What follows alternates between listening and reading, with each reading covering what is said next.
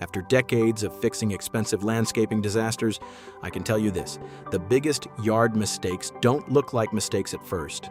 Some quietly ruin your drainage, some damage your home's foundation, and one decision on today's list has cost homeowners tens of thousands of dollars to fix. Before you spend another dollar on your yard, here are 7 yard decisions you'll regret later. I've spent over 10 years walking into backyards after the damage was already done. Cracked foundations, flooded basements, dead trees that took out a fence on the way down, and almost every single time, the homeowner tells me the same thing. It looked fine for years. That's the problem with yard mistakes. They're slow, they're quiet, and by the time you notice them, you're not looking at a small repair anymore.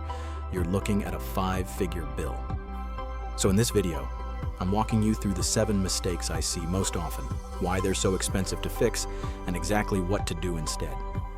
Stick around for number 4. It's the one that surprises almost everyone, and it's tied to some of the worst foundation damage I've ever personally inspected. And stay to the end, because number 6 is a mistake that can put you in the hospital, not just out of pocket. Quick favor, before we dive in, if you own a home, this list could save you real money, so hit subscribe now so you don't miss the follow-up videos where I walk through exactly how to fix each of these. It costs nothing, and it means you'll have this channel in your corner the next time you're staring at your yard wondering if you're about to make an expensive mistake. Now let's dive into it. Mistake number 1, piling mulch against tree trunks. Mistake number 1, and this is one of the sneakiest ones on this list because it looks like good yard care. Piling mulch up against the trunk of a tree, what people in the industry call a mulch volcano. It's an easy trap to fall into. Mulch looks tidy, it suppresses weeds, and more feels like it should mean better. So homeowners, and honestly plenty of landscapers who should know better, pile mulch 6 or 8 inches deep right against the bark, cone-shaped, like a little volcano around the base of the trunk. The problem is that tree bark is not built to handle constant moisture contact. It's built to shed water, the same way your roof shingles are. When mulch is stacked against the trunk, it holds moisture right against the bark around the clock, which softens it, invites fungal decay, and creates the perfect hidden environment for bark beetles and other pests to move in undetected. On top of that, all that piled mulch encourages the tree's roots to grow up and around, near the surface, instead of down and outward where they belong, which makes the tree less stable and more prone to toppling in a storm. This damage is invisible for years because it's happening right at the base, hidden under the mulch itself. By the time you notice thinning leaves, dying branches, or fungal growth at the trunk, the rot has usually been progressing for a long while, and a mature tree that's been compromised like this often can't be saved. Removing a large, dead tree safely, especially one close to a house or power line, routinely runs into the thousands of dollars, and that's before you even think about replacing it with something of comparable size and shade. The fix costs nothing but attention. Keep mulch 2 to 3 inches deep and pull it back so there's a gap of several inches between the mulch and the actual trunk. A donut shape, not a volcano. Let the bark breathe. Mistake number 2, planting trees too close to your foundation or sewer line. Mistake number 2, planting trees, especially fast-growing, thirsty species, too close to your house or your sewer line. This one takes years to show up, which is exactly why it's so dangerous. A tree you plant today, 6 feet from your foundation, looks perfectly harmless for the first 5 or 6 years. Then the roots start doing what roots do, searching for water. And they are relentless about it. Certain species are particularly notorious here. Willows, poplars, silver maples, and many varieties of oak send out aggressive root systems that will travel dozens of feet underground hunting for moisture. And your sewer line, with its tiny cracks and joints, is basically a buffet.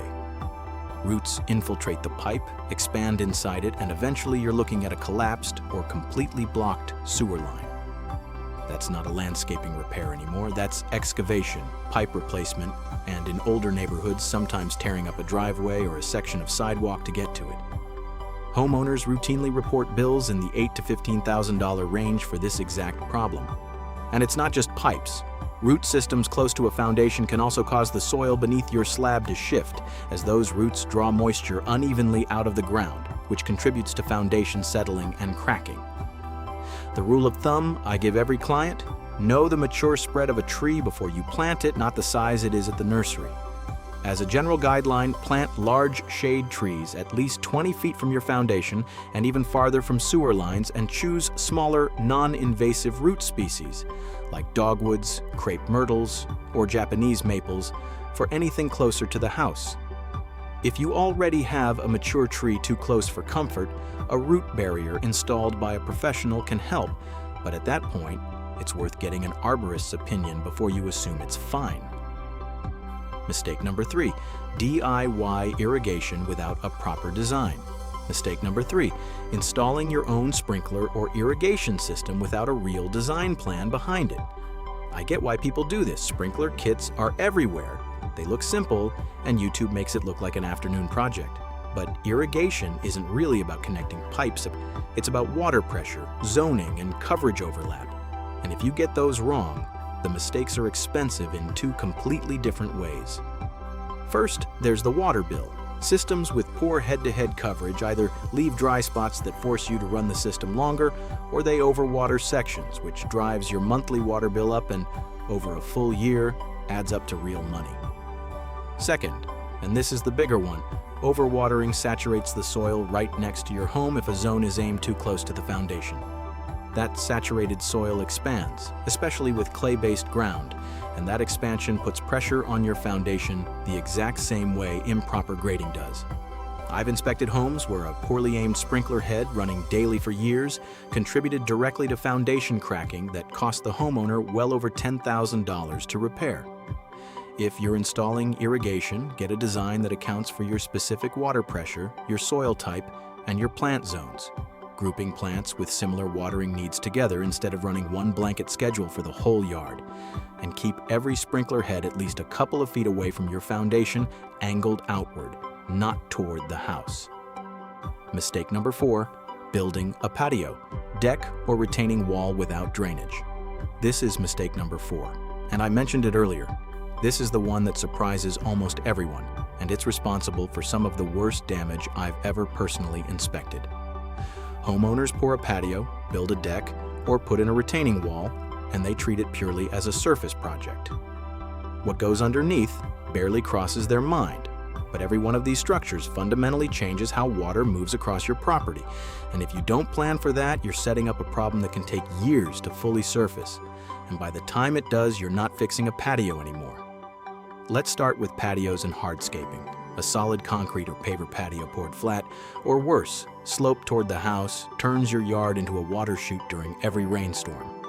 That water has to go somewhere, and if there's no drainage built in, it pools against your foundation or seeps underneath the patio itself, which causes the patio to crack, sink, and heave over a few winters of freeze-thaw cycles.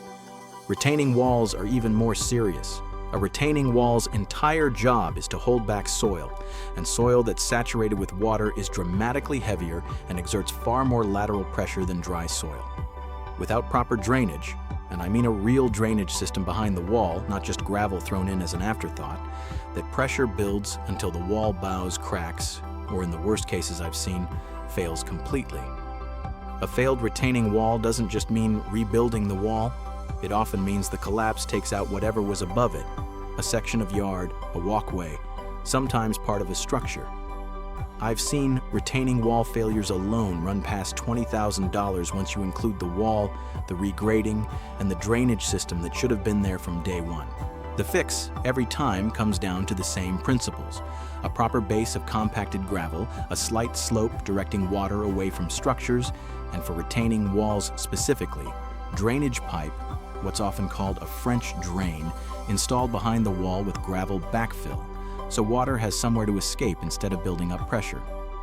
This is genuinely not the place to cut corners or save a weekend's worth of labor, because the cost difference between doing drainage right the first time and fixing a failed structure later isn't close. It's not even the same order of magnitude. Mistake number 5, letting trees and shrubs grow without regular maintenance. Mistake number 5, neglecting regular pruning and tree maintenance until something goes wrong.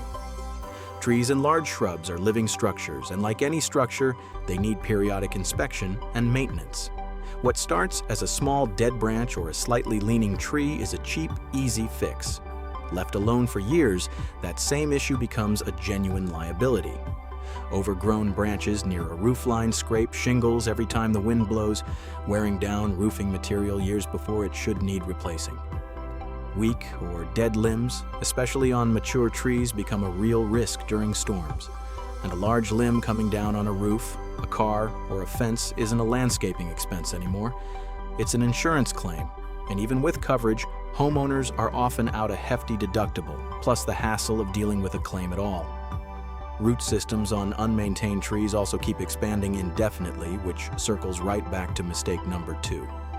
An annual inspection, either your own walk-around or a professional arborist visit for larger or older trees, catches dead limbs, disease, and structural weakness while there's still a pruning job instead of an emergency removal.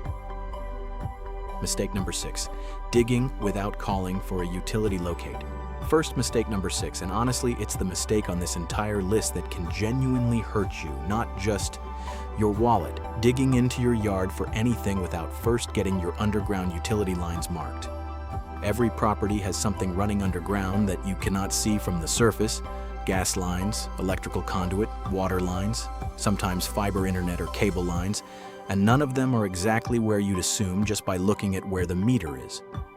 Homeowners hit these lines all the time doing things that feel completely routine: planting a tree, installing a mailbox post, putting in a new fence line, digging a garden bed, or trenching for that irrigation system we talked about earlier. Hitting a water or cable line is an inconvenience and a repair bill. Hitting a gas line or an electrical line is a genuine emergency. Gas line strikes can lead to fires or explosions, and electrical strikes can be fatal. Beyond the safety risk, striking utility lines you didn't have located is often the homeowner's financial responsibility to repair, and if it's a shared utility line, you can be looking at fines on top of the repair cost. I've seen homeowners hit gas lines running a simple fence post hole and end up with a bill running into the thousands once the utility company, the emergency response, and the repair were all accounted for. And that's the lucky outcome compared to what could have happened. The fix here takes about 5 minutes and it's free almost everywhere. Before you dig anything more than a few inches deep, call your local utility locate service. In the US, that's 811, a few business days ahead of your project. They'll send someone out to mark exactly where gas, electric, water, and other lines run through your property with flags and spray paint. It's one call, it's free, and it's the single highest value 5 minutes you'll spend on any yard project involving digging. Mistake number 7, choosing the cheapest bid instead of the right one. Mistake number 7, hiring based purely on the lowest bid. I understand the appeal completely. Landscaping projects are expensive and a lower number feels like a win. But in this industry, price differences usually exist for a reason. A landscaper bidding significantly under everyone else is often cutting corners somewhere, and it's rarely somewhere visible. It's the drainage pipe that doesn't get installed behind the retaining wall. It's the base that isn't compacted properly under the patio. It's the grading that gets eyeballed instead of measured. All of it looks completely fine on installation day. None of it shows up as a problem for 2, 3, sometimes 5 years. By that point, you're not comparing bids anymore. You're paying for a full repair on top of what you already paid for the original installation. Before hiring anyone, ask specifically about their drainage plan, ask for references you can actually call, and ask what's included in that number versus what shows up as an add-on later. The contractor who explains their drainage approach in detail is almost always the one who's not planning on you calling them back in 3 years with a problem. Let's run through the full list one more time. Mulch volcanoes suffocating your trees. Trees planted too close to your foundation or sewer line. DIY irrigation without a real design. Hardscaping and retaining walls with no drainage plan. Skipping regular tree maintenance, digging without calling for a utility locate, and hiring based purely on the lowest bid.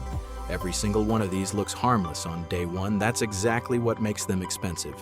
If this saved you from a mistake you were about to make, do well to subscribe. I break down real landscaping problems like this every week before they turn into real landscaping bills. Thanks for watching, and I'll see you in the next one.